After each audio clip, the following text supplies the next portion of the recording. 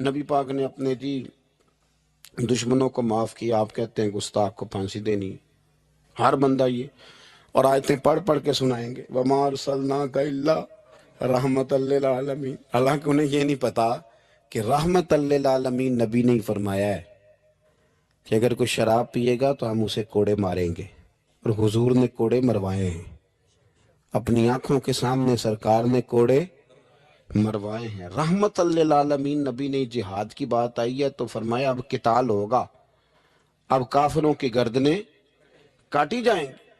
ہر چیز کا ایک وقت ہوتا ہے. غلط تشریحات حضور نے اپنے بے ادب کو معاف کیا، تو میں نے کہا نبی پاک نے بے ادب کو معاف کیا، کسی صحابی نے حضور کے بے ادب کو معاف نہیں کیا. آپ دین کی تشریح کو سمجھے.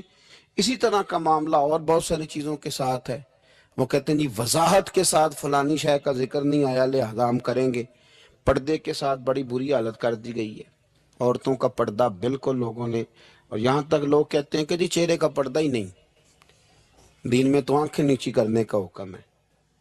تو میں نے کہا ٹھیک ہے، آپ آنکھیں نیچی کر لیں، کچھ کریں تو صحیح نا. اور مختلف قسم کی غلط تشریحات ہیں، توضیحات ہیں. کہتے ہیں پیر صاحب سے پردے کی کوئی ضرورت نہیں، اس لیے کہ پیر باپ کی جگہ پہ ہوتا ہے. باپ تو نہیں نہ ہوتا، جگہ پہ ہوتا ہے نا.